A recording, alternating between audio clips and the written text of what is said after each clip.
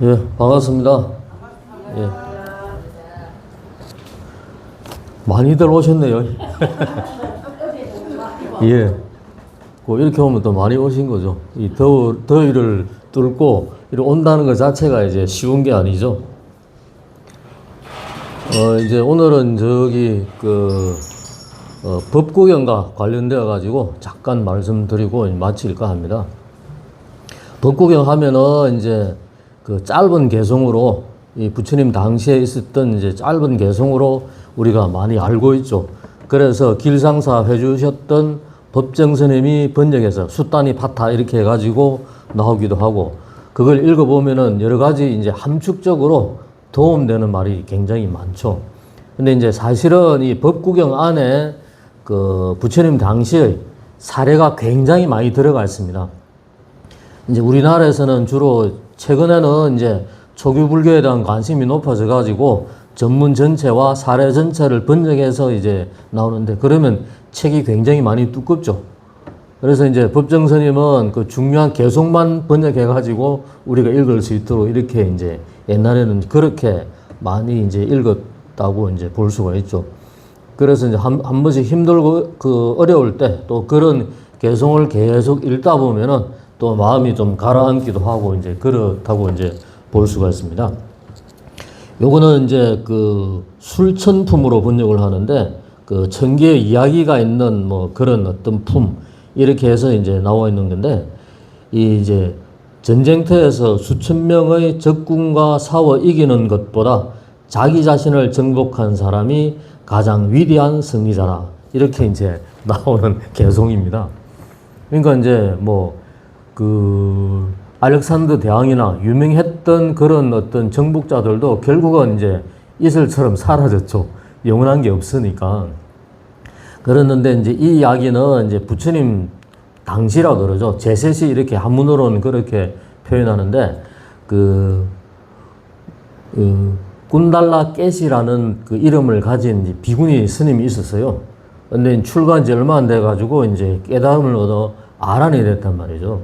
근데 이분이 출가하게 되는 경우가 뭐냐면은 집안이 굉장히 부유했던 모양입니다.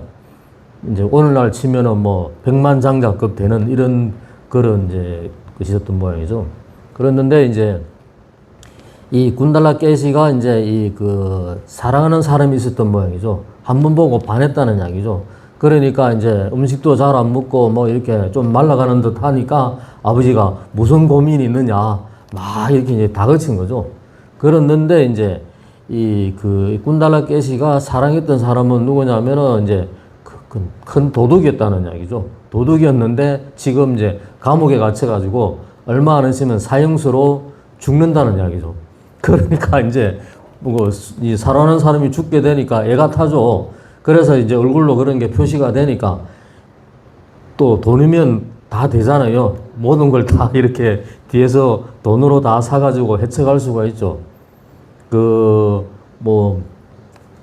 지금도 그런지는 모르겠는데, 옛날에는 개인이 가서 법원에 서류를 제출하면은 이게 잘 안 받아줘요. 그래서 몇 번 이제 경상도 말로 하면 빠꾸돼가지고, 그 다음에 이제 변호사 사무실에 있는 직원이나 이런 사람이 또 법원 직원이나 이런 사람이 이렇게 서류를 접수하면 돼요. 근데 그게 그냥 되는 게 아니고 그 밑에 급행료가 있죠.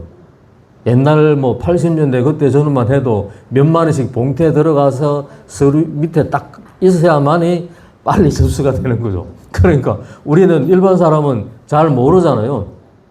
그런 것처럼 돈이면 이제 귀신도 부린다는 그런 말이 있잖아요. 그런 것처럼 이제 돈으로 이제 매수를 해가지고 신분도 세탁해가지고 이 도둑을 이제 큰 장자의 아들 이렇게 해가지고 결혼을 시킨 거죠. 이제 결혼을 했는데, 근데 사람이 가지고 있는 석가는 바뀌기가 쉽지가 않죠. 그러니까 이 도둑은 이제 처음에는 이제 죽다가 살아났으니까 좋아가지고 이렇게 했는데, 조금 있으니까 이제 가만히 있으니까 몸이 근질근질한 거죠. 그래서 이제 부인을 살살 꼬드겨가지고 내가 살아난 거는 신의 계시를 당신이 받아가지고 그래서 내가 살아난 거다 이거죠. 그래서 신한테 이 공양을 올리러 가야 된다 이거죠.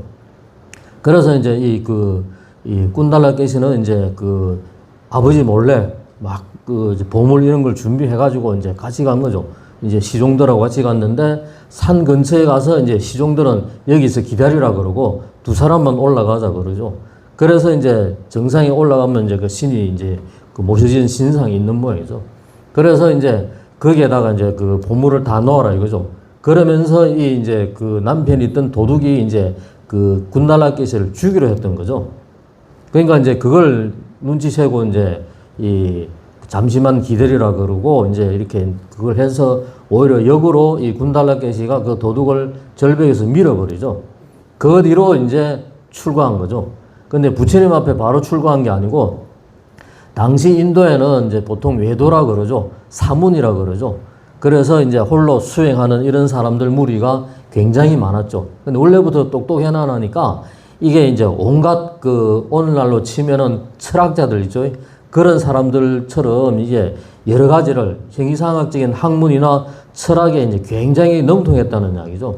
그래서 온 지역을 다 다니는 거죠. 거기서 이제 그때 당시로는 획기적인 거죠. 남자들하고 막 대론을 해가지고 거기서 이긴 거죠. 그래서 이제 한참 이제 자신감도 넘치고 이제 교만해진 거죠. 그런 상태에서 하다가 우연찮게 이 그 사리불 존자를 만난 거죠.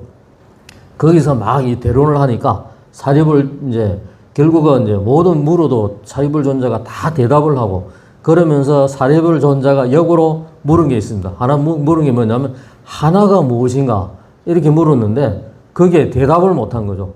하나가 뭐죠? 뭐가 하나입니까? 보통 우리가 이런 상으로 표현하기도 하고 이 말은 뭐냐면은 우리 그 법성계 보면은 그 일미진중 함시방 이런 말이 나오죠. 그 말은 뭐냐면은 이 그 하나의 한 티끌 속에 그 우주 전체가 다 들어가 있다 이렇게 표현하는 거잖아요. 그게 사실이 그래 될까요? 안 되죠. 근데 왜 그렇게 이야기를 하죠? 그 말은 뭐냐면은 우리 마음 속에 있는 영역입니다. 마음이 확장되어지면은 전 우주가 내 마음 속에 담기잖아요. 지금 내가 여기 앉아 있지만은 내 마음 속에 이게 그 수행이 깊어지고 하면은 이제 미국에서 일어나는 일도 보이잖아요. 그런 것과 마찬가지죠. 어떤 그 교사님이 이제 그 군에 있을 때 자기 경험을 이야기해 주는데 이제 이제 그 트럭에 타고 이동을 하거든요. 이동하다가 강원도 어느 거기에서 이제 트럭이 사고로 이제 굴러버린 거죠. 그래서 몇 명은 그 강에 안 빠지고 몇 명은 강에 빠진 거죠. 한 두세 명은. 그 중에서 자기 혼자 최고 밑으로 이게 잠수가 되는 모양이에요. 그 순간 죽는다는 생각이 들잖아요. 그러니까 그 짧은 순간인데 그 짧은 순간에 자기가 살아왔던 과정들이 그대로 확 떠오르더라는 이야기죠. 이게. 그래서 그걸 뭐냐면은 일념즉시 무량겁. 한 생각 속에 무량겁이 들어가 있고 무량즉시 일념겁. 무량한 그 급속이 바로 또 한 생각이 다 담긴다는 이야기죠. 그래서 이 이제 뭐야 그 옛날에 그 뭐 전두환 시대에 가면은 끌려가면은 그걸 많이 고문을 많이 받았잖아요. 고문을 많이 받았잖아요. 그러면 처음에는 무조건 패고 본다 그러거든요. 그럼 패면은 지금까지 그 예를 들어서 한 달 전에 있었던 그 사건에 대해서 적어 그러면은 안 맞기 위해서 온갖 게 다 떠오른다 그러죠. 이제 그런 것처럼 이제 모든 어떤 일념 속에 무량겁이 들어가 있고 무량겁 속에 일념이 다 이제 들어가진다는 이야기죠. 이제 그런 의미로 이제 되어지는데 그래서 하나가 무엇인가? 이제 그 말은 뭐 우리가 흔히 말하는 이제 법이 무엇입니까? 부처가 무엇입니까? 지금으로 본다면 선불교로 본다면 그렇게 물었던 그런 것이죠. 거기에 대해서 이 그 군달라 깨시라는 비구니가 답을 못한 거죠. 이게 인연이 되어서 부처님 제자가 되는 거죠. 그래서 열심히 수행 정진해가지고 출가한 지 얼마 안 돼가지고 도를 깨쳐서 아란이 된 거죠. 아란이 되니까 주변에 있던 비구들이 어떻게 합니까? 아니 저 비구니는 뭐 출가한 지 얼마 되지도 않았는데 뭔 도를 깨달아 이러면서 시기 질투하고 욕하고 이랬다는 이야기죠. 이제 그래서 일화 뭐 연결되는 건 아니지만은 연결되어서 나올 수 있는 게 뭐냐? 자신에게 불평하지 마라. 또 남을 부러워하지도 마라. 그리고 남을 부러워하는 비구는 마음의 평온을 얻지 못한다. 이런 개성으로 또 이어져서 나온다는 이야기죠. 하여튼 그래서 부처님께서 하신 말씀이 뭐냐면 학문이나 신통력으로 이 사람으로 다투어 이기는 것보다는 자기를 극복해서 수행으로 자기를 정복하는 것이 가장 훌륭한 성자다. 이렇게 이제 말씀하셨다는 이야기죠. 그래서 이제 그 드문 이야기죠. 그 부처님 당시에는 또 어떤 사례가 있냐면은 그 6살짜리가 아란이 됩니다. 6살짜리가. 지금으로서는 어떻게 그게 가능하겠냐고 하지만 아이들은 순수하죠. 순수한데 이 농사를 짓는데 비가 오기 전에 농사 짓기 위해 가지고 물 맞고 정리하고 이런 거 있잖아요. 잘 그걸 수로를 잘 정리정돈해야 그 한 해의 농사를 흥하게 하느냐 망하게 하느냐 그런 게 결정되어지죠.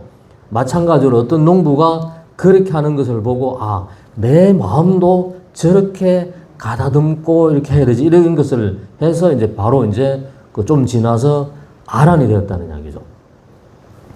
이제 이게 이제 전생에 닦은 게 있으니까 가능하지 그 생에서 바로 해가지고 바로 된다. 그거 힘든 이야기겠죠. 어떻든 간에 그런 이제 인연으로 이어졌는데 그런 것처럼 부처님 당시에는 몇 마디 말을 듣고 부처님이 깨우쳐주는 이야기를 듣고 바로 성자의 그 대일에 이르는 분들이 굉장히 많았다는 이야기죠. 그 말은 근기가 상근기인 사람이 많았다고 볼 수가 있겠죠. 하여튼 그렇게 이어진다는 이야기입니다.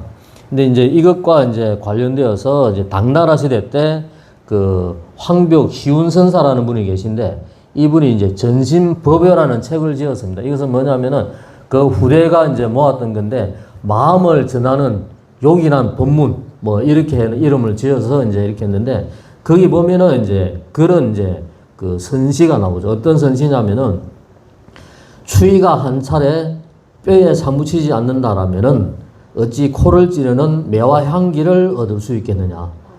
겨울에 추운 게 있어야 매화 향기를 얻을 수가 있지. 그거 안 되는데 매화 향기를 바로 얻을 수가 없다. 그래서 이 추위가 한 차례 뼈에 사무치지 않는다라면은 이제 그런 말로 표현한 거죠. 그래서 이게 어떤 수행할 때의 그런 고통과 괴로움 이런 부분들이 전제되지 않는 이상 바로 도를 이룬다라는 것은 있을 수가 없다. 이런 차원의 이야기겠죠.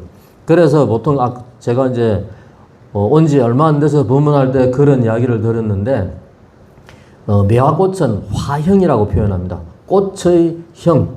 왜냐하면은 봄을 가장 먼저 알리는 봄의 전도사격, 전령사 이런 의미도 되면서 이 추운 겨울의 어떤 그 추위를 이겨내고 봄을 알리는 그런 것들이 이제 된다는 거예요. 그래서 매화꽃이 폈다라고 할 때는 봄이 다가왔다 이렇게 표현하죠. 그래서 이것은 철이 들었다 이렇게 표현합니다. 제철이 들었다. 우리도 보면은 제철 과일과 제철 음식을 먹어야 된다 이렇게 표현하죠. 근데 요즘은 그런 게 뒤죽박죽 되어버렸죠. 과학이 발전하고 기술이 발전되니까 그것과 관계없이 이게 딸기도 겨울에 먹잖아요. 그리고 지금 참외도 겨울에 먹기도 하고 이게 제철 과일 음식 이런 게 변해간다는 이야기죠. 하여튼 그런 식인데 어쨌든 간에 그 제철이 들었다라고 표현하는 것은 그만큼 성숙해졌다. 성숙해졌다라는 것은 시절 인연이 무르익었다는 이야기고 그 매화가 꽃 피운다는 것은 매화꽃의 본부사라는 이야기예요. 본분사. 자기의 일이 태어난 일이 꽃을 피우고 하는 이런 거라는 이야기죠. 근데 이제 이런 부분들이 이 철이 덜 들었다라는 것은 아직 그런 부분에 깨달음에 이르지 못한 그런 상태다. 이렇게 이제 표현하는 거죠. 이제 좋은 이야기죠. 근데 이제 그래서 이제 사군자 중에서 매난국죽이라 그러죠. 매화가 가장 먼저 나온다는 이야기입니다. 그렇게 이어지는데 그만큼 이제 이 철 들었다, 시절 인연을 바로 한다. 이런 부분들이 굉장히 중요하다는 이야기죠. 근데 이제 우리는 이제 자기 생각만 매달리거나 그 시절의 인연 흐름이 바뀌죠. 지금은 많이 바뀌어지잖아요. 그래서 꽃도 뒤죽박죽이죠. 그래서 이 봄 되면은 기온이 하도 왔다 갔다 하니까 이 올해 그 봄에는 그랬죠. 그 개나리 피고 그다음에 벚꽃나무 피고 뭐 하여튼 봄에 피는 게 다 한꺼번에 피어버리죠. 이게 시절 1년이 그만큼 달라지는 이런 거라고 볼 수가 있죠. 그러면 앞으로 시대는 어떠느냐? 마찬가지로 더욱더 시절 1년이 이 달라지죠. 어떤 거로 달라지느냐? AI로 달라지죠. 로봇, 그 다음에 모든 게 자동으로 이루어진다는 이야기죠. 예. 이렇게 변해가는 시절이죠. 지금도 마찬가지잖아요. 뭐 음식점에 가면은 전부 다 주문하는데 사람을 부르는 게 아니고 옆에 그 핸드폰 같은 거 놔두고 그거 가지고 하는데 우리는 익숙치 않으니까 이거 뭐 몇 번 반복해가지고 겨우 이제 주문해가 밥을 얻어 먹는단 말이죠. 그러니까 이게 앞으로는 더 일상화된다는 이야기겠죠. 그러면 우리도 마찬가지로 살아남기 위해서는 그런 거를 예를 들어서 음식점에 가서 주문해서 먹을 수 있고 결제할 수 있는 정도의 것은 익혀야 된다는 이야기죠. 뭐 나이 들었고 모르고 이렇기 때문에 그냥 있어서 되는 문제는 아니라는 이야기죠. 이게 이제 시절 인연이 익어가는 부분들을 우리가 봐야 된다는 이야기죠. 그래서 어떤 그 70대, 80대 먹은 노보살님이 AI에 대해서 배운 거죠. 배워가지고 손자나 손녀들에게 핸드폰으로 이 사랑한다는 표시 있잖아요. 거기에다가 막 여러 가지 막 넣어가지고 이렇게 이제 보낼 정도가 되는 그런 분도 있다는 이야기죠. 그래서 좀 친숙해지면은 뭐 복잡한 기능까지는 다 몰라도 필요한 것들은 익힐 수가 있죠. 우리 핸드폰 보더라도 거기에 그 기능을 우리가 다 모르죠.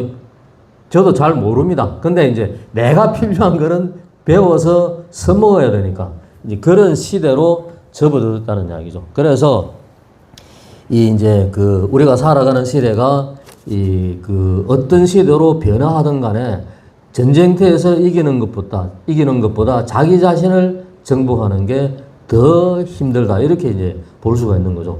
그래서 이제 뭐 또 하는 그런 예로서 자기를 극복하는 그런 어떤 지혜를 갖추는 게 우리가 경전을 배우고 수행하고 기도하고 하는 그런 것이지 않겠나 이렇게 여겨집니다. 그 이제 야구 선수 박찬호도 보면은 이게 이제 그 양반도 힘들 때가 있었잖아요. 그러니까 힘들 때가 있을 때는 어떻게 생각했냐 그러냐면은 이제 저건 밖에 있는 것이 아니라 내 안에 있다 이거죠. 그래서 나를 극복하는 순간 내가 징기스칸이 된다. 뭐 이런 그런 구절을 늘 떠올리면서 이겨냈다는 이야기를 하죠. 또 뭐 TV에 저는 잘 보지는 않았지만은 그 올림픽에 이제 펜싱하는 우리나라 남자 국가대표 선수가 이제 위기에 몰린 거죠. 이제 결승전에서 이제 점수도 완전히 많이 잃었고 뭐 그런 상태인데도 불구하고 이 끊임없이 할 수 있다라는 그 구절을 되뇌이면서 결국은 판을 뒤집어서 금메달을 딴 그런 애도 있다는 이야기죠. 그래서 생각의 틀이 긍정적인 생각이 가면은 긍정적인 기운 흐름으로 흘러가고 이게 나쁜 생각이나 감정으로 하면은 자꾸 이제 그런 흐름으로 흘러간다는 이야기죠. 사주에 보면은 이 뭐 좋은 날, 나쁜 날 이렇게 나오잖아요. 근데 선에서는 그렇게 이야기하죠.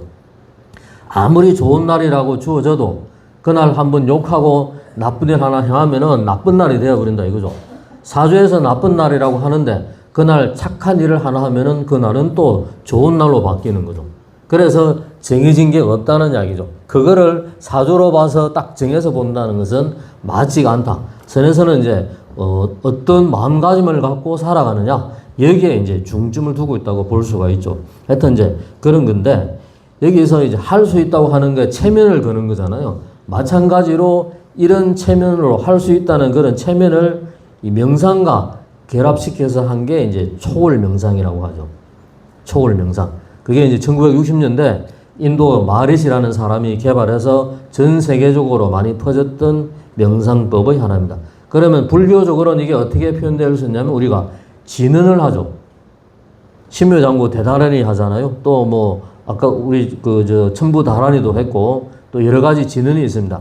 그 진언도 하나에 계속 몰입하면은 진언 자체에는 신비한 힘이 들어가 있다 그러죠. 그래서 주력 이렇게 표현하는 겁니다. 근데 그걸 계속 하다 보면은 그러한 기운들의 감흥을 받을 수 있다는 이야기죠. 그래서 이제 그런 것들을 이겨나갈 수 있는 힘이 되어진다. 이렇게 이제 볼 수가 있습니다. 그래서 아까 말했던 대로 이 그 군달래께서 비구니에 대해서 비구 스님들이 질투하고 무슨 저 대도 안 했다 막 이렇게 이제 표현하는 부분에서 자신의 부처님이 하신 말씀이 자신에게 불평하지 마라. 또 남을 부러워하지도 마라. 남을 부러워하는 마음은 비구는 마음의 평온을 얻지 못한다. 이렇게 또 개성으로 말씀하셨다는 이야기죠. 그래서 이 그 노자 장자라는 책에 보면은 그런 이야기가 나온다 그러죠. 이 이제 오리 다리가 짧다고 늘리지 말고 하기 다리가 길다고 자르지 마라. 이렇게 표현했죠. 왜냐하면은 오리 다리 그 길게 늘려버리면은 땅에서는 잘 걷지를 못하겠죠. 학의 다리가 너무 길다고 그걸 잘라버리면은 또 마찬가지로 이게 이제 그 학이 제대로 이제 걸을 수가 없다는 이야기죠. 그래서 좋은 거는 좋은 것대로, 나쁜 것은 나쁜 것대로, 굽은 것은 굽은 것대로, 고든 것은 고든 것대로 이렇게 가야 된다. 다 제각각의 쓰임이 있다는 이야기죠. 예를 들어서 뭐 드라마 같은데 모두가 다 주인공이면은 그 중간에 나오고 있는 조연으로 나오는 사람들이 다 필요가 없겠죠. 근데 그런 사람이 없이 주인공이 돋보이는 것은 아니라는 이야기죠. 그래서 어떤 드라마 하나를 보더라도 이 전체가 이루어지기 위해서는 여러 가지 요소가 결합되어야 된다. 그러면 그렇게 조연으로 감초 역할을 하는 사람이 있어야 더 주연이 빛나는 이런 게 되어진다. 이런 의미에서 이제 이야기를 하는 거죠. 그래서 이 그 경허선사와 그 망공선사의 대화 속에는 그런 게 나옵니다. 망공스님이 출가할 때 어떻게 했냐면은 이제 그 경을 많이 이제 가르쳤던 강사의 말도 듣고 경허스님의 말도 들었다는 얘기죠. 강사는 어떻게 이야기하느냐. 물은 담는 그릇에 따라 달라지죠. 둥근 데 닮으면 둥글지고 모난 데 닮으면 모나지고 하니까. 그래서 선한 벗을 사귀고 악한 벗을 멀리하라. 그리고 이제 뭐 또 훌륭한 사람이 되어야 되고 깨달아야 된다. 이렇게 이제 이야기를 했다는 얘기죠. 그러니까 이제 경은스님 하신 말씀이 그것은 경전 스타일의 가르침이다 이거죠. 선에서는 집을 지을 때 고전 나무는 고전 나무대로 또 굽은 나무는 굽은 나무대로 이렇게 기둥으로 사용한다 이거죠. 그래서 어떤 사찰 같은 데 보면은 기둥이 이렇게 휘어진 기둥이 있죠.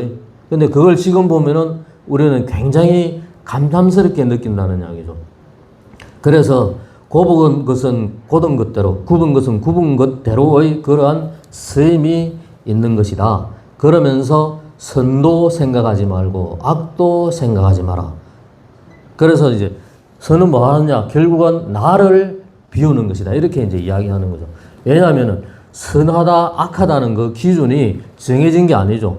물론 사회적 통념과 뭐 규범은 있지만은 자기 생각과 판단에서 선하다, 악하다 하는 이런 게 많이 나온다는 얘기죠. 그러면 그것은 분별심이고 차별심이라는 이야기죠.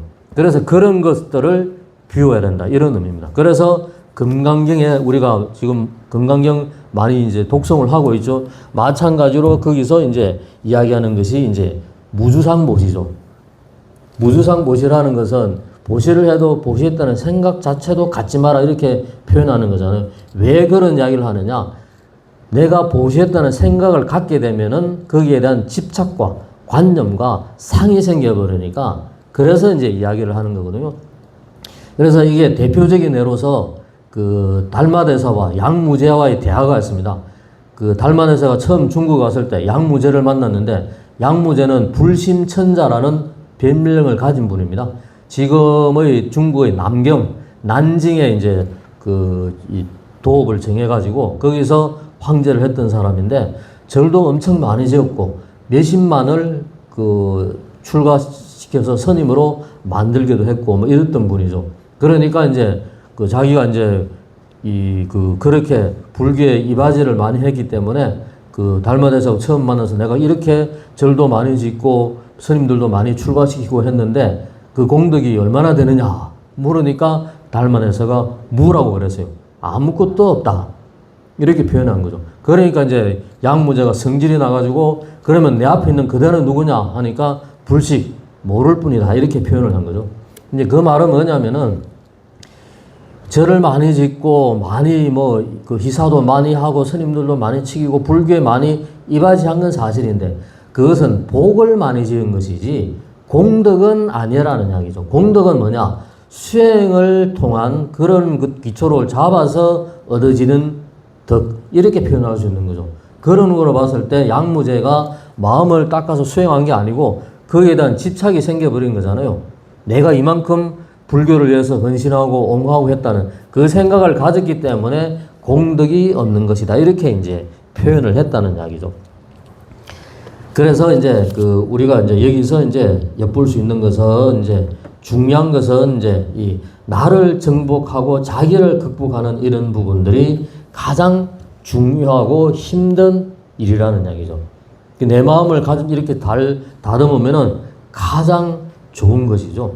근데 이제 또 이 아무것도 안 하고 쉰다 그러면 어떻게 했습니까?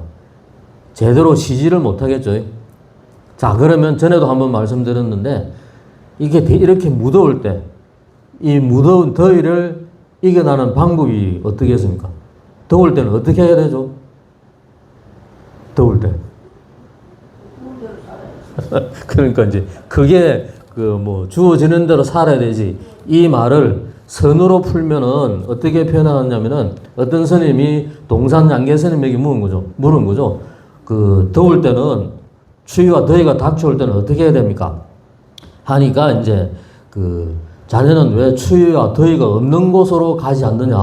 그러니까 이제 어디가 더위와 추위가 없는 곳입니까? 이렇게 묻는 거죠. 그러니까 이제 그 양계선생 하신 말씀이 추우면 추운 대로 너를 이제 얼려 죽일 것이고 더우면 더운 대로 너를 쪄서 죽일 것이다. 그래서 이 말은 뭐냐면 더우면 더운 대로 하나가 되고 추우면 추운 대로 하나가 되라. 근데 아무것도 안 하고 그냥 있는다고 해가지고 더위가 하나가 되고 하는 게 아니겠죠. 그래서 마찬가지로 이 그 기도하고 수행하는데 몰입이 되어 있으면 지금 선방에서 정진하고 있는 스님들 같은 경우 화두에 몰입되어 있으면 더위든 추위든 그런 부분들을 느낄 수 없고 또 기도하는 사람들은 기도에 몰입되어 있으면 더위든 추위든 느낄 수가 없다는 이야기죠. 이게 아무것도 안 하고 그냥 있으면 되는 것은 아니라는 이야기죠.